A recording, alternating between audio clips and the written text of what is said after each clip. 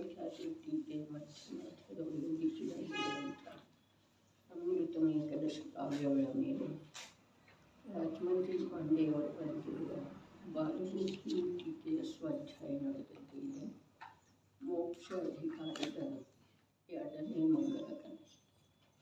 ಪ್ರಜ್ಞಾಚೇತೀಶಿಕೇಯಂ ಕಥಮಪಿ ನಿಪುಣೈಃ ಪಾತಿತಾ ಸಾವಧಾನೈಃ ಸೂಕ್ಷ್ಮೇತಂ ಸಂಧಿವನ್ನೇ ನಿಪತತಿ ರಸಸಾತ್ ಆತ್ಮಕರ್ಮೋಭಯಸ್ಯ ಆತ್ಮಾನಂ ಮಗ್ನಮಂತಃ ಸ್ಥಿರವಿಶದಲಸಃ ನಾಮ್ನಿ ಚೈತನ್ಯಪೂರೇ ಬಂಧಂ ಚಾಜ್ಞಾನಭಾವೇ ನಿಯಮಿತಮಪಿ ಸಃ ಕುರ್ವತಿ ಭಿನ್ನ ಭಿನ್ನೋ.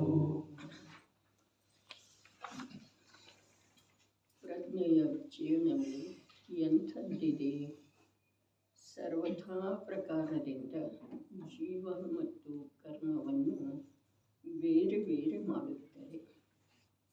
ಯಾವ ಪ್ರಕಾರ ಭಿನ್ನ ಭಿನ್ನ ಮಾಡುತ್ತದೆ ಆ ಪ್ರಕಾರ ಹೇಳುತ್ತಾರೆ. ಸ್ವಪರ ಸ್ವರೂಪ ಗ್ರಾಹಕವಿರುವಂಥ ಯಾವ ಪ್ರಕಾಶಗುಣವಿದೆ ಅದರ ತ್ರಿಕಾಲಗೋಚರವಾದ ಪ್ರವಾಹದಲ್ಲಿ ಜೀವದ್ರವ್ಯವನ್ನು ಏಕವಸ್ತು ರೂಪದಂತೆ ಸಾಧಿಸುತ್ತದೆ. ಅನೇಕತೆ ಇರುವೆಳೆದೊಳಗೂ ಕೂಡ ದ್ರವ್ಯ ಮತ್ತು ಗುಣಗಳ ಮಧ್ಯದಲ್ಲಿ, ದ್ರವ್ಯ ಮತ್ತು ಪರ್ಯಾಯಗಳ ಮಧ್ಯದಲ್ಲಿ ಅನೇಕ ವಿವಿಧತೆ ಇರುವೆಳೆದೊಳಗೂ ಕೂಡ ಏಕರೂಪದಿಂದ ಸಾಧಿಸ್ತಿದೆ. ಆ ಪ್ರಜ್ಞೆಯ ರೂಪದ ಜೀವನ ಏಕರೂಪದಿಂದ ಸಾಧಿಸ್ತಿದೆ. ಅರ್ಥಾತ್ ಶುದ್ಧ ಪರ್ಯಾಯ ಮತ್ತು ಅಶುದ್ಧ ಪರ್ಯಾಯ,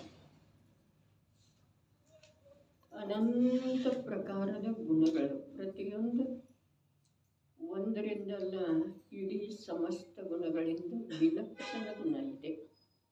ಈ ಪ್ರಕಾರ ಇರುವಂಥ ಗುಣಗಳ ಸ್ವಭಾವ ಸಾಮರ್ಥ್ಯವನ್ನು ಶುದ್ಧ ಅಶುದ್ಧ ಇರುವಂಥ ಪರ್ಯಾಯಗಳನ್ನು ಆಂಶಿಕ ಶುದ್ಧ ಆಂಶಿಕ ಅಶುದ್ಧ, ಕಥಂಚಿತ್ ಶುದ್ಧ ಕಥಂಚಿತ್ ಅಶುದ್ಧ ಇರುವಂಥ ಪರ್ಯಾಯಗಳನ್ನು ಶುದ್ಧ ಚೇತನ ಮಾತ್ರ ಏಕ ಜೀವದ್ರವ್ಯ ರೂಪದಿಂದ ಸಾಧಿಸ್ತಿದೆ ಅಂತಂದರೆ ಏನಿದೆ?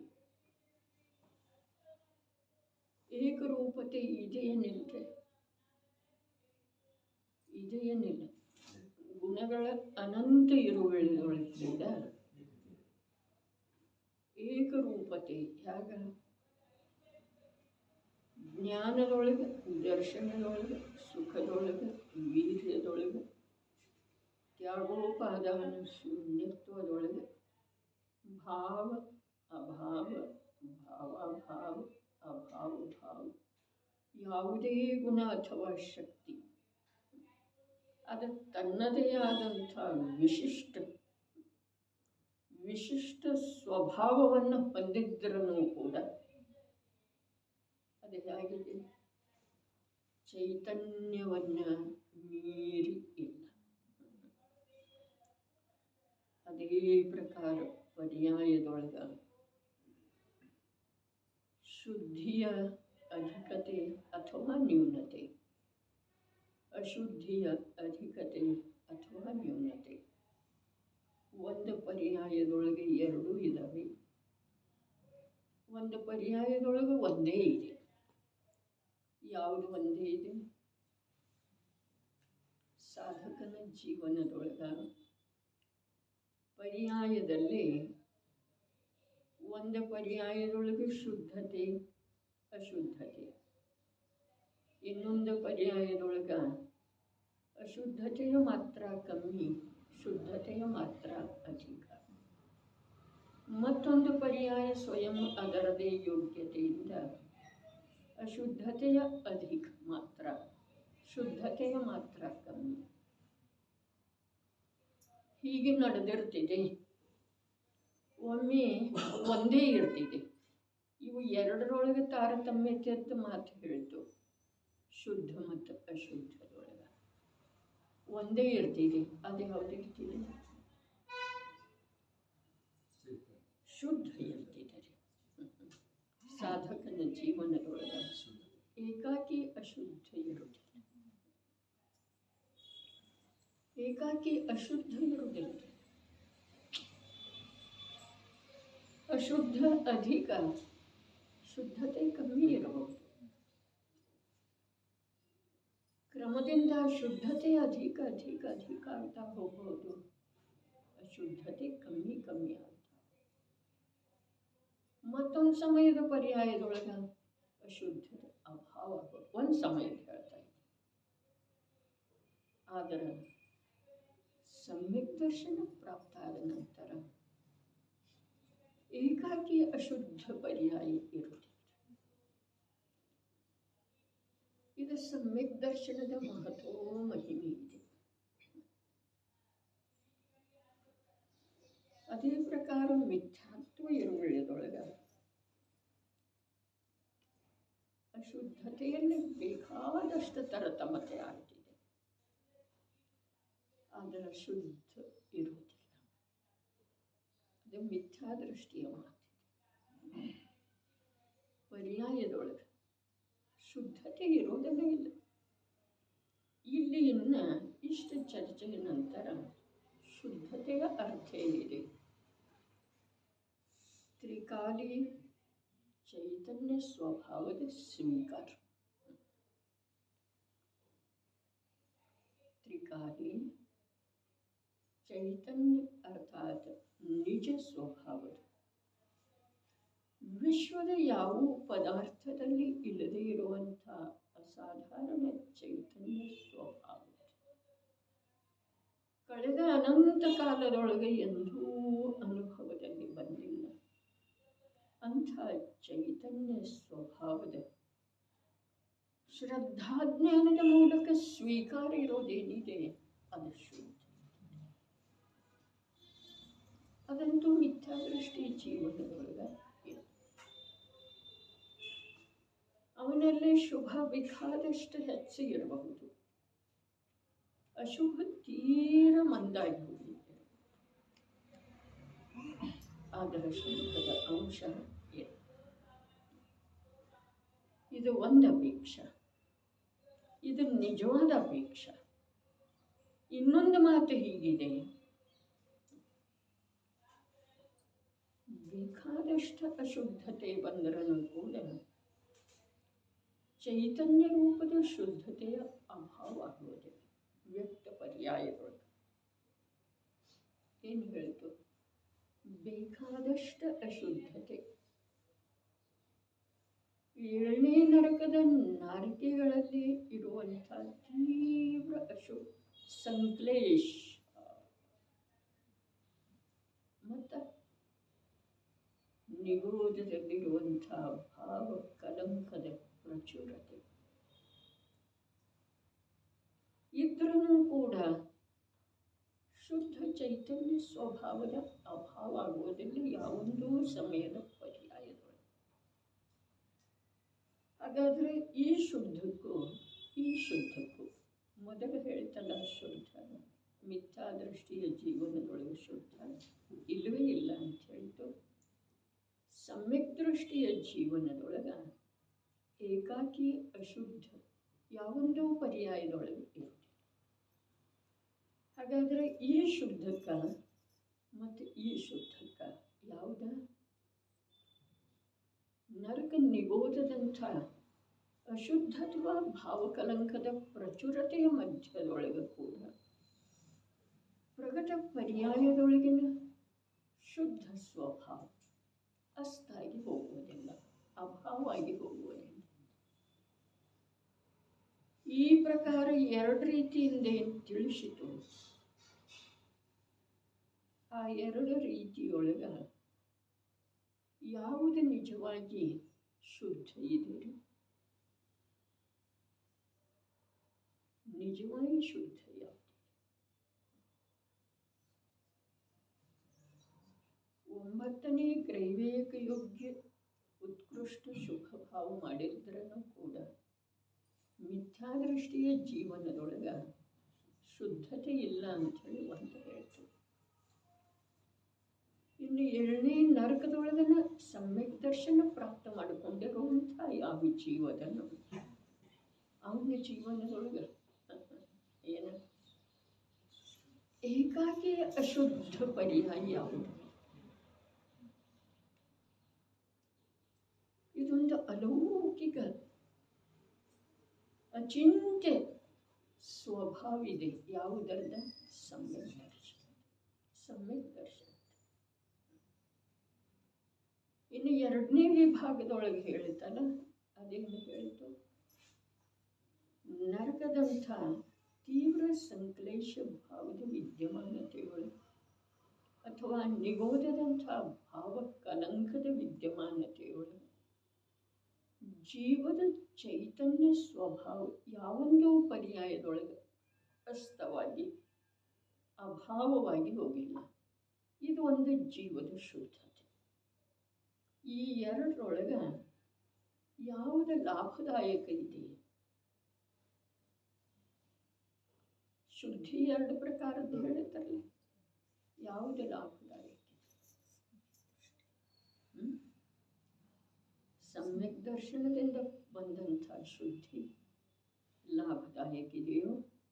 ಸ್ವಭಾವಗತವಾದಂಥ ಶುದ್ಧಿ ಲಾಭದಾಯಕ ಇದೆ? ಇದು ನಿಜವಾಗಿ ಉತ್ತರ. ಯಾಕೆ ಅಂತಂದ್ರೆ ಸ್ವಭಾವದೊಳಗಿಂದಲೂ ಶುದ್ಧಿ ಹೊರಟು ಹೋಗ್ತಿತ್ತು ಅಂತಂದ್ರೆ ಈ ಶುದ್ಧಿ ಬರೋ ಸಾಧ್ಯ. ಸಮ್ಯಕ್ ದರ್ಶನ ರೂಪದ ಶುದ್ಧಿ ಆರಂಭ ಆಗೋ ಸಾಧ್ಯ ಇಲ್ಲ. ಒಂದು. ಇನ್ನೊಂದು, ಈ ಶುದ್ಧಿ ಅನಂತ ಕಾಲದಿಂದ ಇದ್ರೂ ಕೂಡ ಸಮ್ಯಕ್ ದರ್ಶನ ರೂಪದಿಂದ ಪ್ರಕಟ ಆಗಿಲ್ಲ ಅಂದಮೇಲೆ ಅದರದ್ದು ಲಾಭ ಏನೂ ಇಲ್ಲ. ಇವೆಲ್ಲ ಸಾಧ್ವಾದ ರೂಪದ ಕಥನೆ ಇದ್ದಾವೆ. ಬರೀ ಕಥನೆ ಇಲ್ಲ, ಜ್ಞಾನದಿಂದ ತಿಳ್ಕೊಳ್ಳಿಕ್ಕೆ ಯೋಗ್ಯದ. ನನ್ನ ಶುದ್ಧಿದ್ದು ಒಂದು ವೇಳೆ, ಸ್ವಭಾವದ್ದು ಒಂದು ವೇಳೆ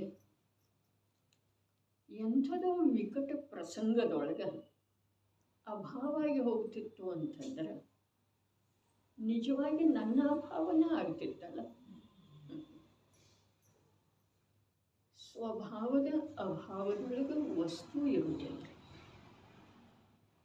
ಸಿಹಿ ಇಲ್ಲ ಮತ್ತು ಸಕ್ಕರೆ ಇದೆ, ಹೀಗೆ ಆಗ್ತಿದೆ ಅಂತ ಯಾವುದಾದರೂ ಕಾಲದೊಳಗೆ ಆಗಬಹುದೇನು? ಸಿಹಿ ಇಲ್ಲ, ಸಕ್ಕರೆ ಅಂತೂ ಇದೆ. ಅರೆ, ಸಿಹಿ ಇಲ್ಲ ಅಂದಮೇಲೆ ಸಕ್ಕರೆಯ ಅಭಾವ ಇದೆ. ಹಾಗಾದರೆ ಜ್ಞಾನ ಇಲ್ಲ, ಚೈತನ್ಯ ಇಲ್ಲ ಅಂದರೆ ಜೀವದ ಅಭಾವ ಇದೆ. ಒಂದು ಮಾತು. ಎರಡನೇ ಮಾತು ಇದಕ್ಕಿಂತ ಉಚ್ಚ ಇದೆ. ಚೈತನ್ಯದ ಸ್ವೀಕಾರ ಇಲ್ಲ ಅಂದರೆ ಜೀವನಿಗೆ ಯಾವ ಲಾಭನೂ ಇಲ್ಲ, ಜೀವನ ಇಲ್ಲದೆ. ಚೈತನ್ಯ ಇರೋದ, ಚೈತನ್ಯ ಸ್ವಭಾವ ಇರೋದ, ಚೈತನ್ಯ ಸ್ವಭಾವದ ಸ್ವೀಕಾರ ಇರೋದು. ಇದರೊಳಗೆ ನಿಜವಾಗಿ ಲಾಭ ಯಾವುದರಿಂದ ಇದೆ?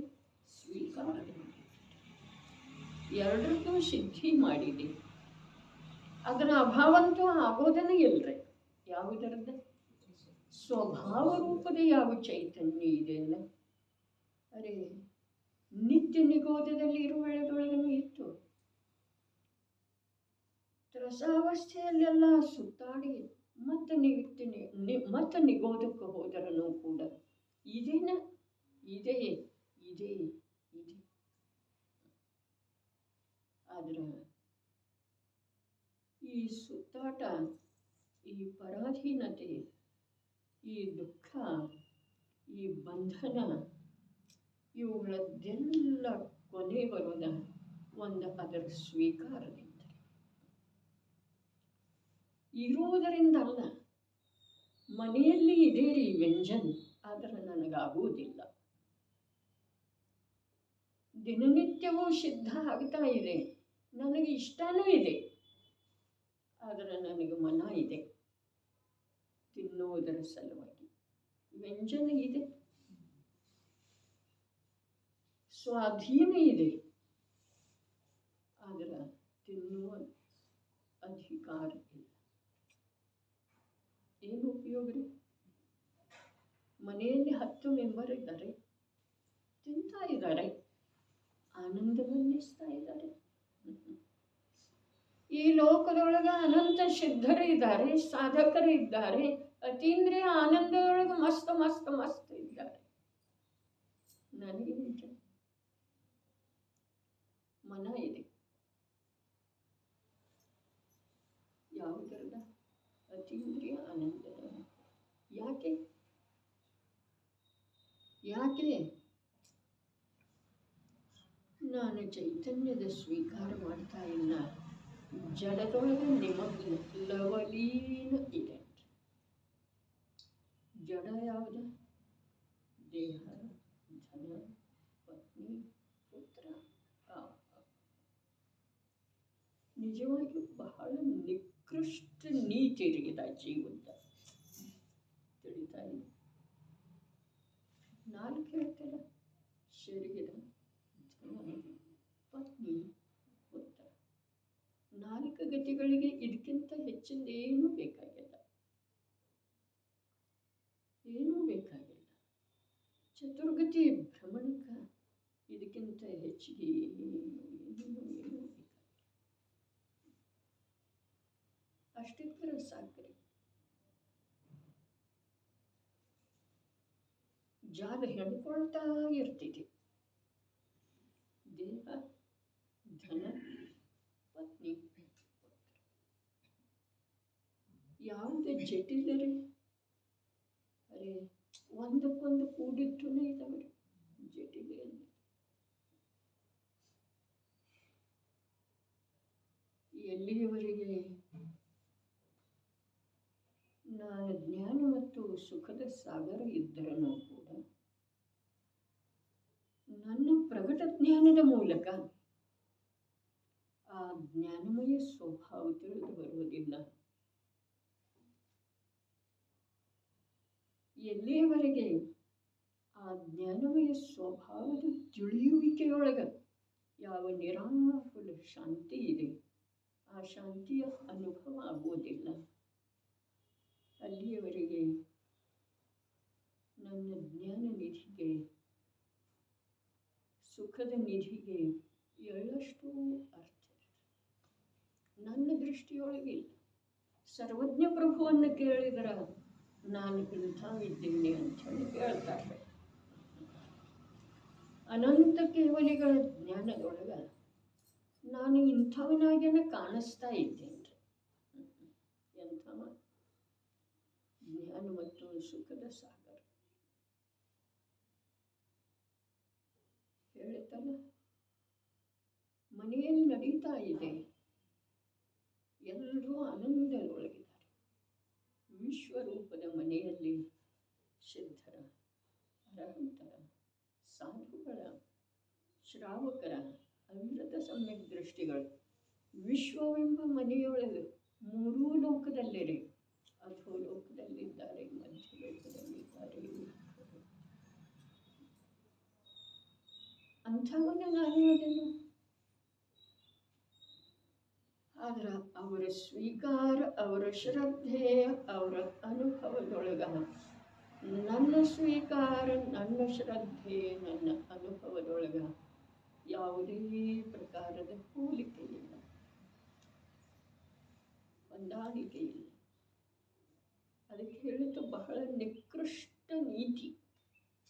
ಏನ?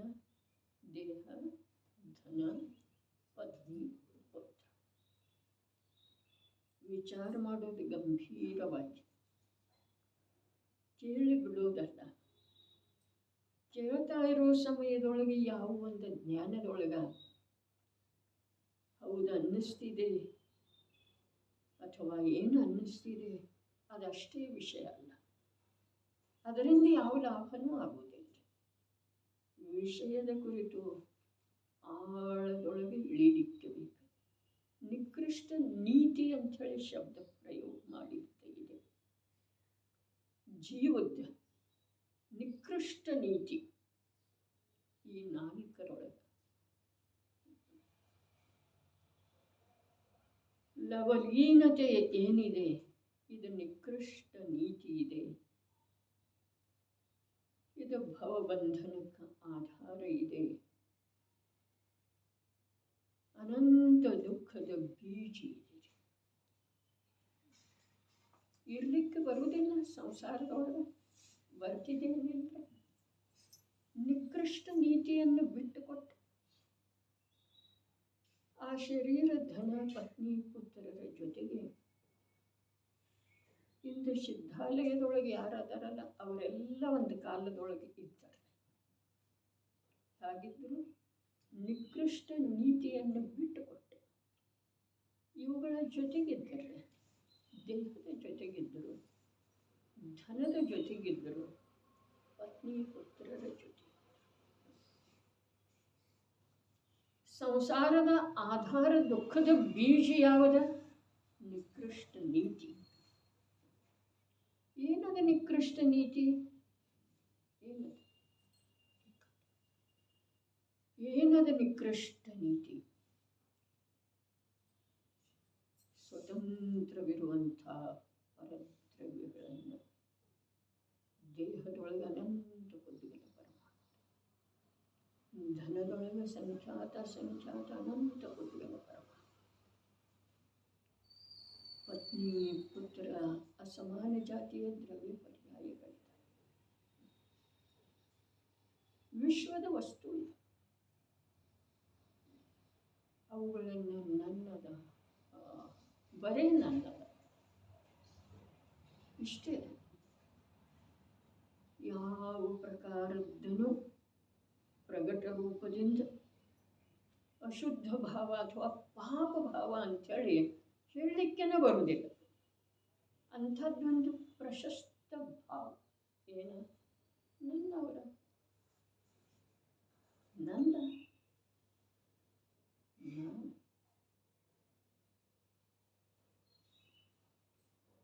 ಇದೇನು ಅನುಭೂತಿ, ಜ್ಞಾನ, ಪರಿಣತಿ ಇದೆಯಲ್ಲ, ಇದು ನಿಕೃಷ್ಟ ನೀತಿ. ಯಾವ ಪಾಪ ಭಾವ ಇಲ್ಲ, ಅಭಿಮಾನ ಇಲ್ಲ. ನನ್ನ ಮಗ ಅಭಿಮಾನ ಇಲ್ಲ, ನನ್ನ ಪತ್ನಿ ಅಭಿಮಾನ, ನನ್ನ ಧನ, ನನ್ನ ಬಲ, ಗರ್ವ ಇಲ್ರಿ. ಆದ್ರೆ ನನ್ನವರು, ನನ್ನದು ಅನ್ನುವ ಭಾವ ನಿಕೃಷ್ಟ ನೀತಿ.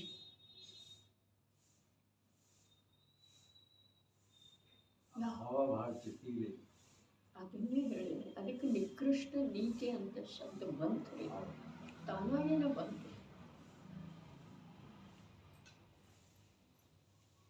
ಗರ್ವ ಇಲ್ಲ ಅಂಥೇಳಿ ಹೇಳ್ತಾ, ಅಭಿಮಾನ ಇಲ್ಲ ಅಂಥೇಳಿ ಹೇಳ್ತಾ. ಯಾಕೆ? ಅದು ಕ್ಷಣಿಕಿದೆ, ಅದಷ್ಟು ಘಾತಕ್ಕಿಲ್ಲ.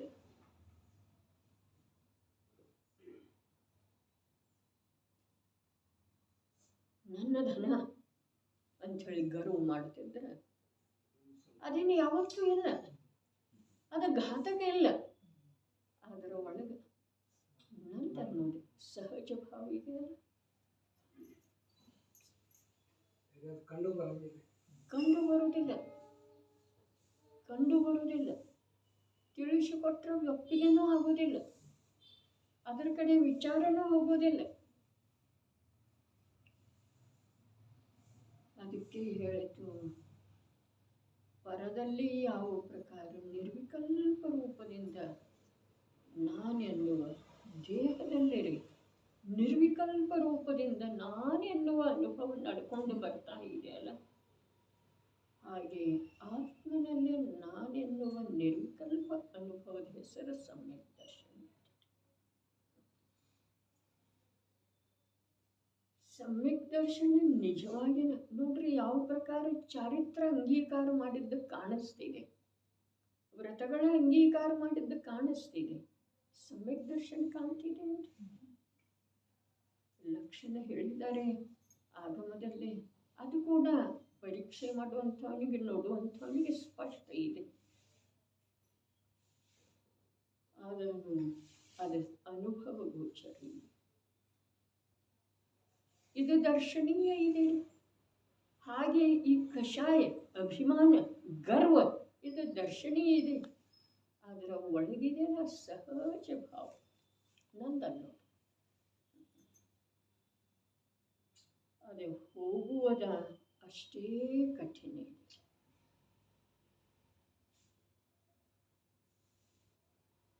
ಪುಷ್ಪದಾಡನ ಕಥೆ ಬರ್ತಿದೆ. ಏಕಾಕ್ಷಿ 12 ವರ್ಷಗಳವರೆಗೆ ವಾರಿಷೇನ ಬೇಕಾದಷ್ಟು ಪ್ರಯತ್ನ ಮಾಡಿದರನು ಆ ಏಕಾಕ್ಷಿಯ ಮೋಹನ ಹೋಗ್ತಾ ಇಲ್ಲ.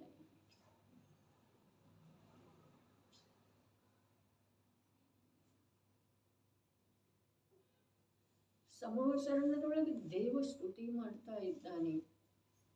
ಪ್ರಭು ನಿಮ್ಮ ಅಭಾವದೊಳಗ ಆ ವಸುಂಧರೆ ಅನಾಥ ಆಗಿದ್ದಾಳೆ. ಆಗಿನ ವಿಚಾರ ಮಾಡ್ತಾನೆ, ನನ್ನ ಅಭಾವದೊಳಗೆ ಅವಳೆಷ್ಟು ದುಃಖವಾಗಿದ್ದರೆ ಆ ಏಕಾಕ್ಷಿ. ಹೋಗುವುದು ಬಹಳ ಕಠಿಣ ಇದೆ. ಏಕಾಕ್ಷಿ ಇರಲಿ, ಕುಂಟ ಇರಲಿ, ಕುರುಡು ಇರಲಿ, ನಂದನ್ನೋದಿದೆಯಲ್ಲ, ಪತ್ನಿ ಇರಲಿ ಅಥವಾ ಪುತ್ರ ಇರಲಿ, ಅರೆ ಇವೆರಡು ಬಹಳ ಜೀವನಿಗೆ ಅಶಕ್ತ ಮಾಡಿಬಿಡ್ತಾರೆ. ಏಕಾಕ್ಷಿ ಇರಲಿ, ಕುರುಡು ಇರಲಿ, ಕುಂಟ ಇರಲಿ, ನಂದನ್ನೋದು. ಅದಕ್ಕೆ ಲೋಕದೊಳಗೊಂದು ಉಕ್ತಿ ಇದೆ, ತನ್ನ ಮರಿ ಹೊನ್ನ ಮರಿ ಕಾಗೆ ಮರಿ, ಪರರ ಮರಿ ಕಾಗೆ ಮರಿ. ಅದು ಗುಣಿ ಇದ್ರೂ ಕೂಡ, ಸುಂದರ ಇದ್ರೂ ಕೂಡ, ನಂದ ನಿರ್ಗುಣಿ ಇದ್ರೂ, ದುರ್ಗುಣಿ ಇದ್ರೂ, ಅಸುಂದರ ಇದ್ರೂ ಆ ನನ್ನದರ ಮೇಲೆ ನನಗೆ ಮೋಹ ಜಾಸ್ತಿ. ಆ ಸುಂದರ ಅಥವಾ ಗುಣಿ ಇರುವಂಥ ಇನ್ನೊಂದರ ಮೇಲೆ ನನಗ ಮೋಹ ಅಥವಾ ಯಾವುದೇ ಪ್ರಕಾರದ ಆಸಕ್ತಿ.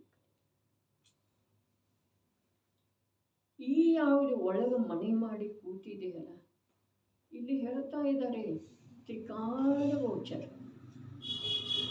ತ್ರಿಕಾಲಗೋಚರ ಅರೆ ನೋಡಿದ್ರೆ ಕಾಣಿಸ್ತಿದೆ ಪ್ರಭು, 3 ಕಾಲದಲ್ಲೂ ಕಾಣಿಸುವ ರೂಪದಿಂದ ಇದೆ. ಏನ ಚೈತನ್ಯ, ಚೈತನ್ಯ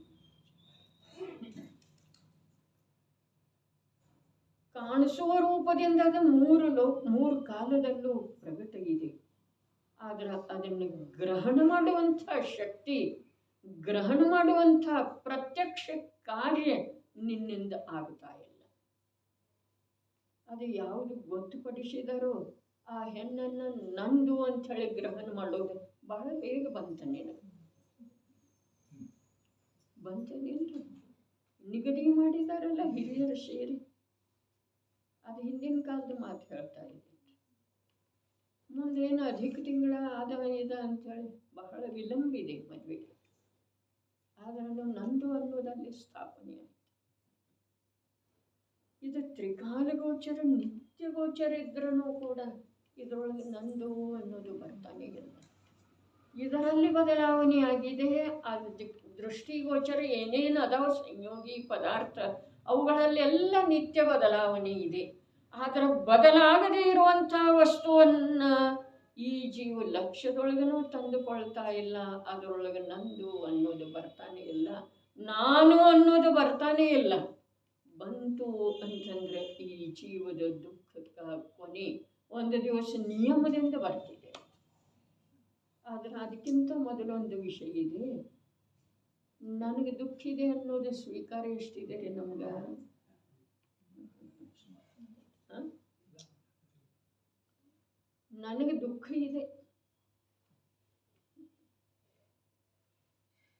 ಸ್ವೀಕಾರ ಇಲ್ಲ ಪ್ರಭು. ಯಾವ ದುಃಖದ ಮಾತನ್ನ ಜ್ಞಾನಿ ಗುರುಗಳು ಹೇಳ್ತಾ ಇದ್ದಾರೋ, ಯಾವ ದುಃಖ ಜೀವದ ಸ್ವಭಾವದೊಳಗೆ ಪ್ರವೇಶ ಮಾಡ್ತಾ ಇದೆಯೋ, ಪರ್ಯಾಯ ಸ್ವಭಾವದೊಳಗೆ, ಆ ದುಃಖ ನಮಗೆ ಲಕ್ಷ್ಯಕ್ಕನೇ ಇಲ್ಲ. ಕೇವಲ ದೇಹದ ಸಂಯೋಗದ ನನ್ನ ಭ್ರಮಿತ ಬುದ್ಧಿಯ ಅನುಸಾರ ಪರಿವರ್ತನೆ ಆದ ನಂತರ ಅದಕ್ಕೆ ನಾವು ದುಃಖ ಅಥವಾ ದುಃಖದ ಕಾರಣ ಅಂತೇವ್ರಿ. ನನ್ನ ಭ್ರಮಿತ ಬುದ್ಧಿಯ ಅನುಸಾರ ಅದು ಪರಿಣಮಿತ ಆದ ನಂತರ ನಾನು ಹೀಗೆ ನಂಬಿದ್ದೀನೋ ಅದು ಹಾಗಾಯಿತು. ಆ ವೇಳೆದೊಳಗೆ ಸ್ವಲ್ಪ ದುಃಖ ಆಗ್ತಿದೆ, ಆದರೆ ಒಳಗಿನ ಆ ವಿಪರೀತ ಬುದ್ಧಿಯ ಆಧಾರದಿಂದ ಏನಾದರೂ ದುಃಖ ಆಗಿದೆಯಲ್ಲ, ಅದರ ಪರಿಹಾರದ ಕೂಡ ಅಭಿಮಾನ ಇದೆ. ಮಾಡ್ತೇನೆ ಇದನ್ನ, ಸರಿ ಆಯ್ತನ ವ್ಯವಸ್ಥೆ ಇಲ್ಲ, ಮಾಡ್ಕೊಂತೇನ.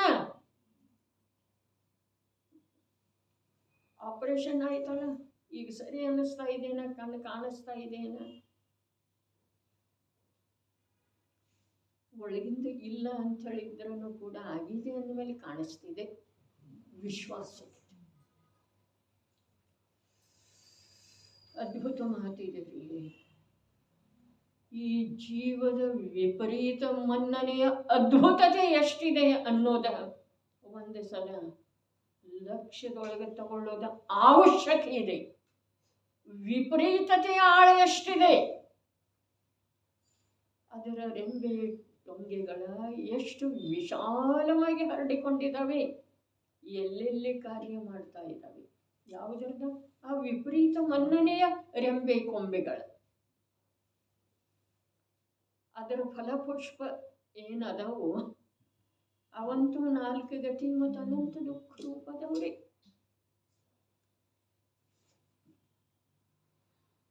ತ್ರಿಕಾಲ ಗೋಚರ ಶಬ್ದ ಇದೆ, ನೋಡವ್ರೆ ಅದ. ಅದಕ್ಕೆ ಶುದ್ಧಿದ್ದು 2 ಪ್ರಕಾರ ಹೇಳ್ತಾರೆ, ಸಮಯ ಹಾಕುವ ಸಲುವಾಗಿ ಹೇಳಲಿಲ್ಲ. ನೋಡವ್ರೆ ಯಾರು ಐತೆ 3 ಕಾಲದಲ್ಲೂ ಉಪಯೋಗಿನ ದಿನ ಆಗ್ತಾ ಇದೆ. ಏನ ತುಪ್ಪದಲ್ಲಿ ವಿಧ ವಿಧದ ವ್ಯಂಜನಗಳು ತಯಾರಾಗ್ತಾ ಇದೆ. ನನಗೆ ತುಪ್ಪ ಮಾತ್ರದ ಏನಿದೆ, ತ್ಯಾಗ ಇದೆ, ಅಧಿಕಾರ ಇಲ್ಲ. ಮನ ಇದೆ, ಮನ ಮನ ಅಂತ ಹೇಳ್ತಾರೆ. ತಿನ್ನೋದಿಲ್ಲ, ಅವಾಗ ಹೆಚ್ಚು ದುಃಖ ಇದೆ ಏನ ನೋಡೋಣ. ಭಲಚಂದ್ರಬಾಯಿ ಮನೆಯಲ್ಲಿ ಇಲ್ಲನ, ಅವಾಗ ಹೆಚ್ಚು ದುಃಖ ಇಲ್ರಿ, ಆಗ್ತಾ ಇದೆ. ತಿನ್ನೋದು ಅಸಮುದ್ದಿ ತನಕ ದುಃಖ ಅಧಿಕ ಇಲ್ಲ ಬರ್ತವಾಯಿ. ಯಾಕೆ? ವ್ಯವಸ್ಥಾನೇ ಇರಲಿಲ್ಲ. ಆದರೆ ಈ ಸಂಜ್ಞೆಯೊಳಗೆ ವ್ಯವಸ್ಥೆ ಇರುವೆಳೆದೊಳಗೆ ಕಾರ್ಯ ಮಾಡಲಿಲ್ಲಲ್ಲ, ಇದರ ಫಲ ಬಹಳ ಕಠೋರ. ಅಲ್ಲಿ ಮಾಡಲಿಲ್ಲ, ಹಿಂದೊಮ್ಮೆ ಬಂದದ್ದಿತ್ತು. ಅಲ್ಲಿ ಇರಲಿಲ್ಲ ವ್ಯವಸ್ಥಾ ಅಂಥೇಳಿ ಪ್ರಯತ್ನ ಮಾಡ್ಕೊಂತ ಇಲ್ಲಿಯವರೆಗೆ ಬಂತು. ಇಲ್ಲಿ ಮಾಡಲಿಲ್ಲ ಅಂತಂದ್ರೆ ಅಲ್ಲಿ ಯಾವುದು ಒಳ್ಳೇದಾಗ ಹೇಳ್ರಿ. ಅಲ್ಲಿಂದ ಇಲ್ಲಿ ಬಂದದ್ದ ಕಾರ್ಯ ಒಳ್ಳೇದು, ಇಲ್ಲಿ ಮಾಡದೇ ಇರೋ ಒಳ್ಳೆದೊಳಗೆ ಅಲ್ಲಿ ಹೋಗೋದು ಒಳ್ಳೇದು. ನೋಡ್ರಿ, ಅಲ್ಲಿಂದ ಇಲ್ಲಿ ಬರಬೇಕಾದ ಕಾಲ ಎಷ್ಟು ತಗಲಿತು, ಇಲ್ಲಿಂದ ಅಲ್ಲಿ ಹೋದ ನಂತರ ಇನ್ನೆಷ್ಟು ಕಾಲ ಬೇಕಾಗೋದ. ಇದು ಆಗಮದ ಕಥೆ ಅಲ್ಲ, ಇದು ನನ್ನ ಕಥೆ ಇದೆ. ಇದು ಜಿನೋಪದೇಶ ಅಲ್ಲ, ಇದು ನಿಜ ಸ್ವರೂಪ ಇದೆ, ವಸ್ತು ಸ್ವರೂಪ ಇದೆ. ಇದು ವಿಚಾರ ಮಾಡ್ಲಿಕ್ಕೆ ಬೇಕು, ವಿಚಾರ ಸಾಮರ್ಥ್ಯ ಇರೋ ವೇಳೆದೊಳಗ. ಸಾಮರ್ಥ್ಯನ ಇಲ್ಲದೆ ಇರೋ ವೇಳೆದೊಳಗ ನೀವು ವಿಚಾರ ಮಾಡಂತ ಹೇಳಿ ಅದಕ್ಕೆ ಯಾರು ಹೇಳ್ತಾರೆ? ಯಾರು ಹೇಳೋ ಸಾಧ್ಯ? ವಿಚಾರ ಸಾಮರ್ಥ್ಯ ಇರೋ ವೇಳೆದೊಳಗ ಹೇಳಿದ್ರೂ ಅದರ ಕಡೆ ಲಕ್ಷ್ಯ ಕೊಡದಿದ್ರೆ ಅದರ ಫಲ ಎಷ್ಟು ಗಾಢ ಇರೋದು, ಎಷ್ಟು ಭಯಾನಕ ಇರೋದು. ಒಂದ್ಸಲ ವಿಚಾರ ಮಾಡಿ ನೋಡಿ. ತ್ರಿಕಾಲ ಗೋಚರವಾದ ಪ್ರವಾಹದಲ್ಲಿ ಜೀವದ್ರವ್ಯವನ್ನು ಏಕವಸ್ತು ರೂಪದಂತೆ. ದ್ರವ್ಯ ಯಾವುದಕ್ಕಂತಾರೋ ಗುಣ ಪರ್ಯಾಯಗಳ ಸಮೂಹವನ್ನು ದ್ರವ್ಯ ಅಂತಾರೆ. ಜೀವದ್ರವ್ಯ ಯಾವುದಕ್ಕಂತಾರೋ ಚೈತನ್ಯಮಯ ಗುಣಗಳಿಂದ ಮೂರು ಕಾಲದಲ್ಲೂ ಅಭೇದ, ಚೈತನ್ಯಮಯ ಪರ್ಯಾಯಗಳಿಂದ ಮೂರು ಕಾಲದಲ್ಲೂ ಪರಿಣಮಿತ ಆಗ್ತಾ ಇರೋದಾದ ಜೀವದ್ರವ್ಯ. ಹಾಗಾದ್ರೆ ಏಕ ಏನ ಇದೆಯಲ್ಲ ಅದ ಒಂದು ಜೀವದ್ರವ್ಯವನ್ನು ಏಕವಸ್ತುದೊಳಗೆ ಅರ್ಥ ಅನೇಕ ಇಲ್ಲಿ ನಾವು ಪ್ರಕಟ ಮಾಡೋದ್ರಿ. ಏಕವಸ್ತುದೊಳಗೆ ಅರ್ಥಗಳನ್ನು ಅನೇಕ ರೂಪದಿಂದ ಪ್ರಕಟ ಮಾಡೋದೆ. ಆಗ ಏಕ ಅರ್ಥಾತ್ ಅದು ಗುಣ ಪರ್ಯಾಯದೊಳಗೆ ಅಭೇದಿದೆ ಅಂಥೇಳಿ ಏಕ ಒಂದರ್ಥ. ಅದರ ಗುಣ ಪರ್ಯಾಯಗಳು ಏಕರೂಪದವು, ಇದು ಒಂದರ್ಥ. ಎರಡಾದ್ರಲ್ಲ ಅದು ಒಂದೇ ನಾನಿದ್ದೀನಿ, ಅದನ್ನು ಬಿಟ್ಟು ಇನ್ನೊಂದು ನಾನು ಇಲ್ಲವೇ ಇಲ್ಲ. ಇನ್ನೊಂದರ ಜೊತೆಗೆ ನಂದು ಯಾವಾಗೂ ಸಂಬಂಧ ಬರಲೇ ಇಲ್ಲ. ಯಾಕೆ? ಒಂದು ಚೇತನದ ಇನ್ನೊಂದು ಚೇತನದ ಜೊತೆಗೆ ಸಂಬಂಧ ಇಲ್ಲ. ಯಾಕೆ ಅಂತಂದ್ರೆ ಸ್ನಿಗ್ಧ ವೃಕ್ಷತೆ ಇಲ್ಲ. ಮತ್ತು ಇದರಲ್ಲೇ ಸ್ನಿಗ್ಧ ವೃಕ್ಷ ಇಲ್ಲದೆ ಇರುವ ವೇಳೆದೊಳಗೆ ಸ್ನಿಗ್ಧ ವೃಕ್ಷ ಉಳ್ಳದ್ದರ ಜೊತೆಗೇನೂ ಸಂಬಂಧ ಬರುವುದಿಲ್ಲ, ಬಂಧ ಆಗೋದಿಲ್ಲ. ಅಂಥೇಳಿ ನಾನು ಏಕ್ ಅಹಂ ಏಕೋದು ಎಷ್ಟು ಅರ್ಥ ಆಗ್ತಾವ್ರೆ. ಆದರೆ ನಾವು ಯಾರೇನು ಹೇಳಿದ್ರು ಅದಷ್ಟು ಕೇಳಿದೇವ್ರಿ, ನಮ್ಮೂ ಇಲ್ಲ. ಅಪ್ಪಾಜಿ ಹೇಳಿದ್ರು, ಸಮಯಸಾರ ಮಹಾಸಾಗರದೊಳಗ ಅಮೃತ ಚಂದ್ರಾಚಾರ್ಯರು ಇಳಿದರಲ್ಲ, ಅವ್ರ ಕೈಗೆ ಸಿಕ್ಕಂಥ ರತ್ನಗಳ ಬೇರೆ. ಜಯಶೇನಾಚಾರ್ಯರು ಇಳಿದರಲ್ಲ, ಅವರಿಗೆ ಪ್ರಾಪ್ತವಾದಂಥ ರತ್ನಗಳ ಬೇರೆ. ಸ್ವಾಮೀಜಿ ಹೇಳಿದ್ರೆ, ಜಯಚಂದ್ ಚಾಬ್ಡಾ ಹೇಳಿದ, ಬನಾರಸಿ ದಾಸ್ ಹೇಳಿದ, ರಾಜಮಲ್ ಪಾಂಡೆ ಹೇಳಿದ, ಅವರವರಿಗೆ ಸಿಕ್ಕಿರುವಂಥ ರತ್ನ ಬೇರೆ. ಇನ್ನೇನ ಅವರೆಲ್ಲ ಪ್ರಾಪ್ತ ಮಾಡ್ಕೊಂಡಿದಾರಲ್ಲ, ಇನ್ನು ನಾನು ಹೇಳಿದ್ರೆ ಅಲ್ಲೇನು ಸಿಗೋದ?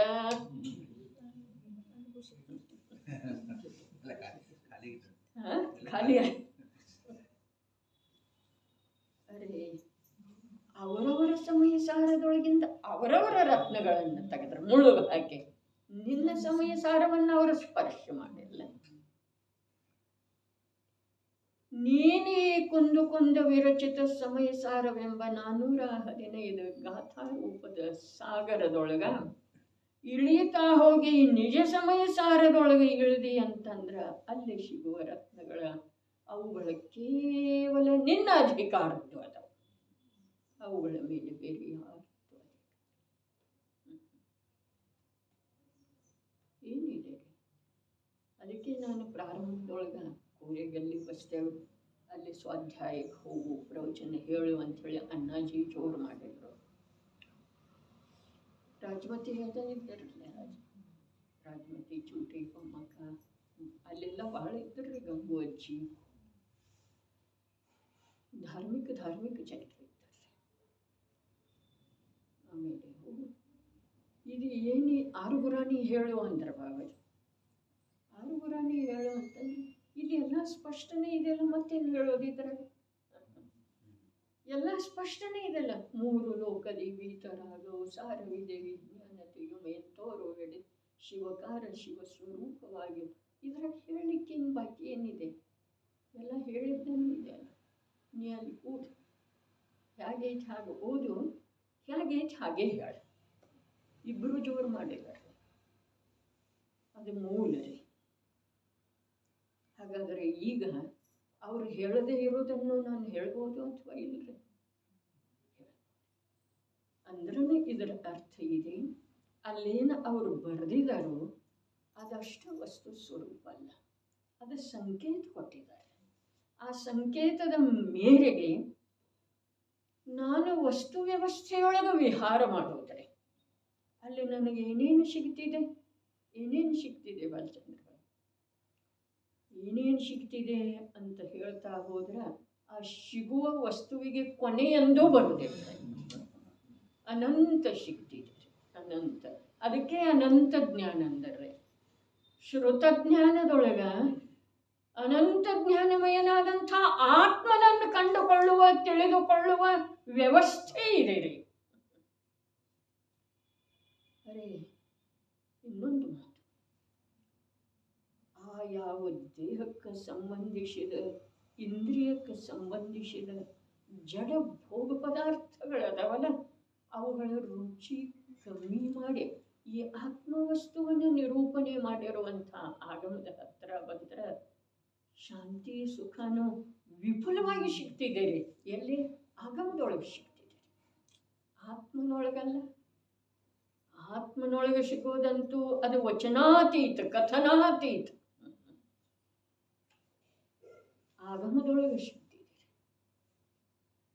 ಶುಭಾಚರಣೆಯೊಳಗೆ ಇದೆ, ಸದಾಚಾರದೊಳಗೆ ಇದೆ, ಆಗಮದ ವಚನಗಳಲ್ಲಿ ಇದೆ, ಆಗಮದ ವಿಷಯದಲ್ಲಿ ಇದೆ, ಆಗಮ ತೋರಿಸಿರುವ ಮಾರ್ಗದಲ್ಲಿ ಇದೆ. ಆದರೆ ನಾವು ವಿಶ್ವಾಸ ಮಾಡೋದಿಲ್ಲ, ವಿಶ್ವಾಸ ಮಾಡೋದಿಲ್ಲ, ಸುಮ್ಮನೆ ಅವಲಂಬನೆ ಮಾಡ್ತೇವೆ. ಅವಲಂಬನೆ ಮಾಡ್ತೇವೆ, ರುಚಿ ಇಲ್ಲ, ವಿಶ್ವಾಸ ಇಲ್ಲ. ಇನ್ನೊಂದು ಸಲ ಹೇಳಿದ್ದಿತ್ತು, ಒಂದು ಬಾಗಿಲು ಇದೆ, ಅಲ್ಲಿ ಒಳಗೇನಿದೆ ಗೊತ್ತಿಲ್ಲ, ಗಾಢ ಅಂಧಕಾರ. ಬಾಗಿಲು ತೆಗೆದದ್ದು ಇದೆ, ಗಾಢ ಅಂಧಕಾರ. ಬಾವಿ ಇದೆನೋ, ನೀರಿದೇನೋ, ಕೆಸರು ಇದೆನೋ, ಮುಳ್ಳು ಇದಾವೆಯೋ ಏನೂ ಗೊತ್ತಿಲ್ಲ ನೋಡಪ್ಪ. ಅದರ ಜ್ಞಾನಿಗಳು ಹೇಳ್ತಾರೆ, ಅಲ್ಲಿ ನೀವು ಹೋಗಿ ಅಂದ್ರೆ ಪ್ರಕಾಶ ಪ್ರಕಾಶ, ನಿರ್ಮಲತೆನ ನಿರ್ಮಲತೆ ಇದೆ, ಸುಖನ ಸುಖ ಇದೆ, ಆನಂದನ ಆನಂದ ಇದೆ, ನಿರ್ಬಂಧ ನಿರ್ಭಾರತೆ ತುಂಬಿದ್ದು ಇದೆ. ಆದರೆ ನಂಗೆ ಕಾಣುವುದಿಲ್ಲಲ್ಲ. ಇದಕ್ಕೆ ವಿಶ್ವಾಸ ಅಂತಾರೆ. ಯಾವುದಕ್ಕೆ? ಅವರು ಹೇಳಿದ್ರ ಮೇಲೆ ವಿಶ್ವಾಸ ಇರಲಿಲ್ಲ. ನಾ ಕಾಣುವುದಿಲ್ಲಲ್ಲ ಅಂತೆ. ಎಲ್ಲಿದೆ ಸುಖ ಹೇಳ್ರಿ? ಧನ ಇಲ್ಲನೂ ಸುಖ ಇದೆ, ದೇಹ ಇಲ್ಲನೂ ಸುಖ ಇದೆ. ಧನ ಇಲ್ಲದನೂ ಸುಖ ಇದೆ ಮಹಾಮುನಿಗೆ, ದೇಹ ಇಲ್ಲದನೂ ಸುಖ ಇದೆ ಸಿದ್ಧವಾಗಿ. ವಿಶ್ವಾಸ ಎಲ್ಲ ನಮಗಾಗ್ತಿದೆ. ನಾವು ತಿಂದ್ರೆ ಸುಖ, ನೋಡಿದ್ರೆ ಸುಖ, ಕೇಳಿದ್ರೆ ಸುಖ, ವಿಶ್ರಾಂತಿ ಮಾಡಿದ್ರೆ ಸುಖ, ಊಟ ತೊಟ್ಟರೆ ಸುಖ.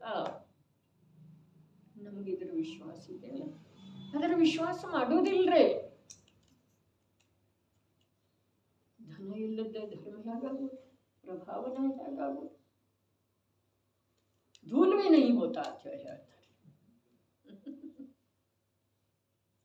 तेरा धन से धूल भी प्रभावना नहीं होता, धर्म नहीं। ಅಲ್ಲಿ ನಗ್ತಾರ್ರಿ ಅವರ. ಅದಕ್ಕೆ ಅಪ್ಪಾಜಿ ಹೇಳಿದ್ರು, ಜಗತ್ತೆಲ್ಲ ಯಾವಾಗ ಹುಚ್ಚಂತಿದೆಯಲ್ಲ ಅವಾಗ ಅವನಿಗೆ ನಿಜ ನಿಧಿ ಸಿಗ್ತಿದೆ. ಆ ಜಗತ್ತಿಗೆಲ್ಲ ಹುಚ್ಚಂತನೂ ಯಾಕ? ಧನದಿಂದ ಆಯ್ತಿದೆ ಧರ್ಮ. ಅಂತ ನಗ್ತಾನೆ. ನೀವೇನು ಹುಚ್ಚರಂಗೆ ನಗ್ತಾ ಇದ್ದಾರಲ್ಲ ಅಂತ. ಧನ ಇಲ್ಲದ ಆಗ್ತಿದೆ, ದೇಹ ಇಲ್ಲದ ವ್ರತ ಆಗ್ತಿದೆ, ದೇಹ ಇಲ್ಲದ ಧರ್ಮ ಆಗ್ತಿದೆ, ದೇಹ ಇಲ್ಲದ ತಪಸ್ಸಾಗ್ತಿದೆ.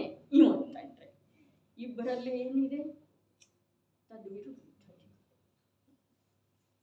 ಇಬ್ಬರಲ್ಲಿ ಲೌಕಿಕ ಅಲೌಕಿಕದಲ್ಲಿ, ಅಂತಃತತ್ವ ಬಹಿರ್ತತ್ವದಲ್ಲಿ, ಅಂತರ್ದೃಷ್ಟಿ ಬಹಿರ್ದೃಷ್ಟಿಯಲ್ಲಿ, ಪರದಲ್ಲಿ ಮತ್ತು ಸ್ವದಲ್ಲಿ ಎಲ್ಲಿದೆ ರೀ ವ್ಯತ್ಯಾಸ?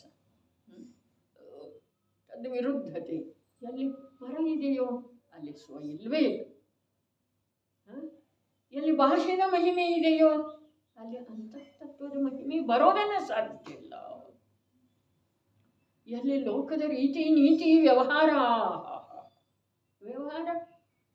ಒಮ್ಮೆ ಕೇಳ್ಬಿಡೋಣ, ಆಮೇಲೆ ಮಾಡ್ತಾರೆ.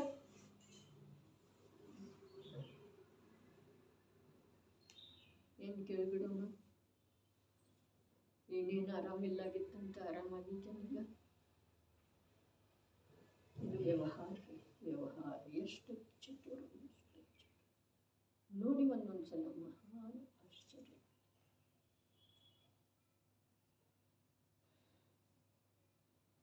ಯಾರಿಗಾದ್ರೂ ಆರಾಮಿಲ್ಲ ಅಂತ ಹೇಳಿ ಎಷ್ಟು ಇನ್ನೇನು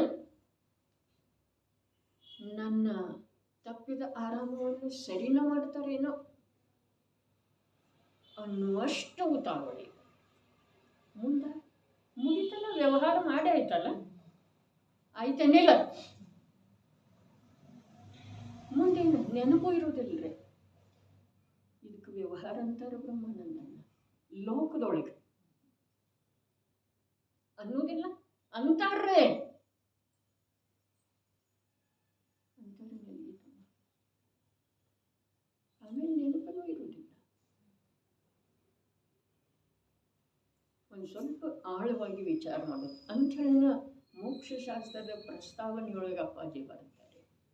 ಒಮ್ಮೆ ಧನ ಸಂಪಾದನೆಯ ಕಾರ್ಯದೊಳಗೆ, ಒಮ್ಮೆ ಪಂಚೇಂದ್ರಿಯ ವಿಷಯದೊಳಗೆ, ಒಮ್ಮೆ ವ್ಯವಹಾರ ಪಾಲನೆಯೊಳಗೆ ಇವನ ಜೀವನ ಎಲ್ಲ ಕಳೆದ.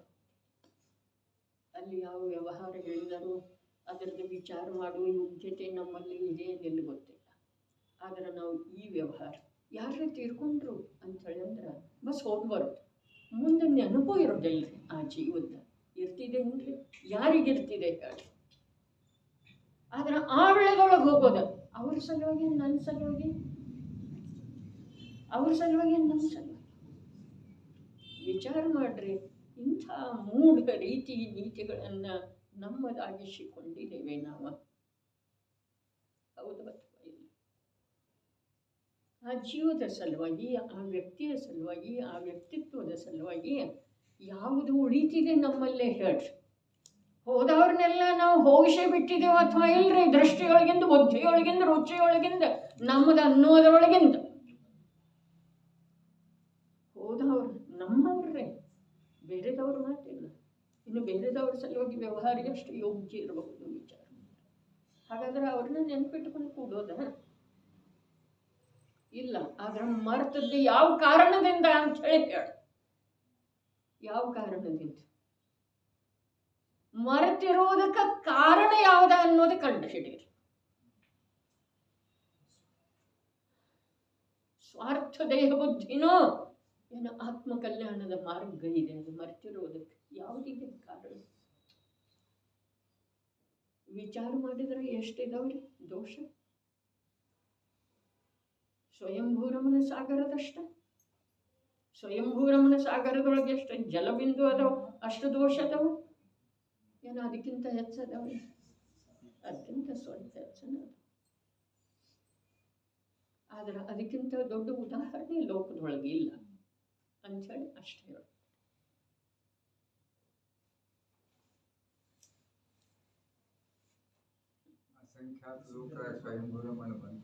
ಅಸಂಖ್ಯಾತ ಲೋಕ ಪ್ರಮಾಣ ಅಂತ ಹೇಳಿ ಹೇಳಿದ್ದಾರೆ.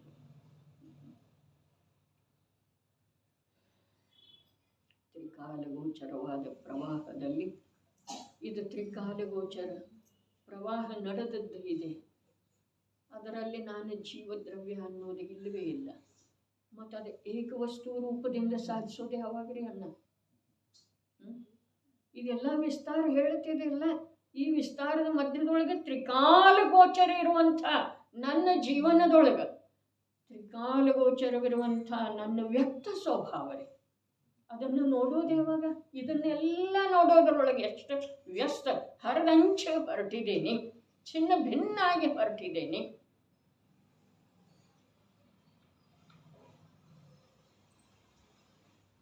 ದೋಷ ಹೇಳಿದ ಹಾಗೆ ಅನ್ನಿಸ್ತಿದೆ. ಅದರ ದೋಷ ತಿಳ್ಕೊಳ್ಳೋದು ವಿನಃ ನಿರ್ದೋಷತೆ ಎಲ್ಲಿಂದ ಪ್ರಕಟ ಆಗೋದ್ರೆ? ಮೇಲಿನ ದೋಷವನ್ನ ಕಳಚಿ ಹಾಕದ ವಿನಃ ಆ ಸುಂದರ ಇರಲಿ ಅಸುಂದರ ಇರಲಿ ಪ್ಯಾಕೆಟ್ ಒಡೆಯದ ವಿನಃ ಒಳಗಿನ ವಸ್ತು ಪ್ರಾಪ್ತ ಆಗೋದ್ರಿ? ಹೇಗೆ ಪ್ರಾಪ್ತ ಆಗೋದು? ಆ ಪ್ಯಾಕೆಟನ್ನು ಇಟ್ಕೊಂಡು ಕೂತಿದ್ದೇವಲ್ಲ ನಾವು, ಅದರೊಳಗೆ ಏನಿದೆ ಗೊತ್ತಿಲ್ಲ, ಇಲ್ಲ ಗೊತ್ತಿಲ್ಲ. ವಿಚಾರ ಮಾಡಿ. ತ್ರಿಕಾಲಗೋಚರವಾದ ಪ್ರವಾಹದಲ್ಲಿ ಜೀವದ್ರವ್ಯವನ್ನು ಏಕವಸ್ತು ರೂಪದಂತೆ ಸಾಧಿಸುತ್ತದೆ. ಅರ್ಥಾತ್ ಅಂದ್ರೆ ಭಾವಾರ್ಥ, ಶುದ್ಧ ಚೇತನ ಮಾತ್ರವು ಜೀವದ ಸ್ವರೂಪವಿದೆ ಎಂಬುದು ಅನುಭವದಲ್ಲಿ ಬರುತ್ತದೆ. ಒಂದೊಂದು ಶಬ್ದ ಬಹಳ ಕಮ್ಮಿ ಅದಾವ ಶಬ್ದ ಹೀಗೆ ಕಲಸ್ಟಿಕಾದೊಳಗೆ. ಆದ್ರೆ ಒಂದೊಂದು ಶಬ್ದ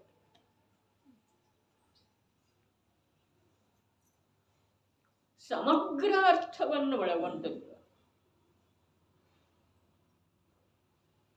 ನಾವೆಷ್ಟು ತೆಗಿತೇವೋ ನಮ್ಮ ಸಾಮರ್ಥ್ಯದ ಮೇರೆಗೆ ಅಷ್ಟ ನಮಗೂ ವಿಷಯ ತಿಳಿಬಹುದು.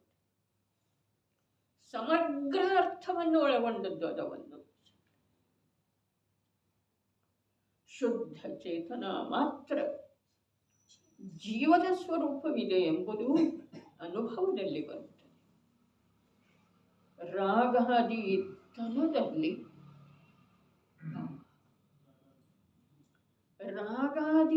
ತನದಲ್ಲಿ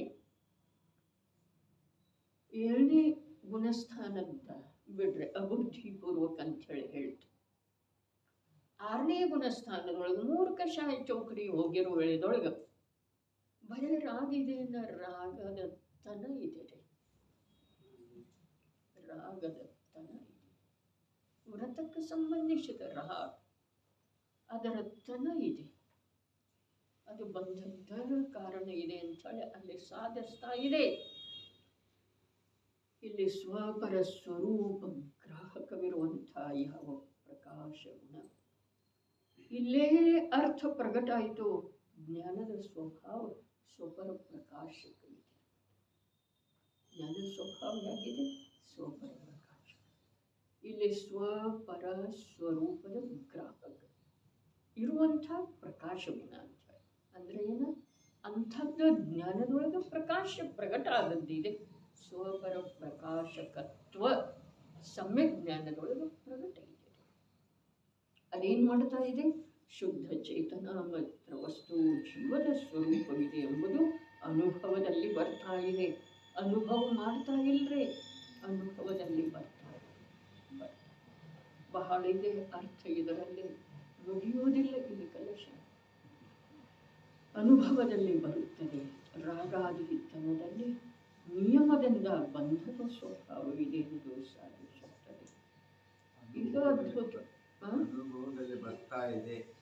ಅನುಭವ ಗೋಚರ ಅಂತ ನನಗೆ ತ್ರಿಕಾಲ ಗೋಚರ ಅಂದ್ರಲ್ಲ.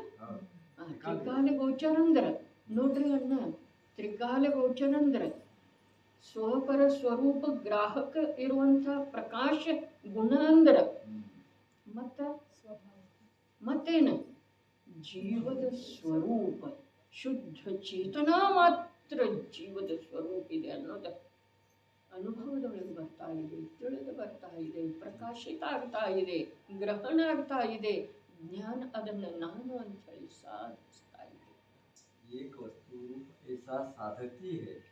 ಸಾಧತಿ ಹೈ, ಸಾಧಿಸ್ತಾ ಇದೆ. ಅದು ಸಾಧತಿ ಹೈ, ಪರ್ಯಾಯ ಇದೆ, ಜ್ಞಾನದ ಪರ್ಯಾಯ. ಸಾಧಿಸ್ತಾ ಇದೆ ಏಕತ್ವ ರೂಪದಿಂದ, ಏಕ ವಸ್ತು ರೂಪದಿಂದ. ಏಕ ವಸ್ತು ಅಂತ ಹೇಳ್ತಲ್ಲ, 3 ಅರ್ಥ ಅಂತ ಹೇಳ್ತಾರೆ. ವಿಚಾರ ಮಾಡ್ರಿ, ಮತ್ತೆ ಕೇಳ್ರಿ ಅಂತಂದ್ರೆ ರೆಕಾರ್ಡ್ ಆದದ್ದು ಕೇಳ್ರಿ.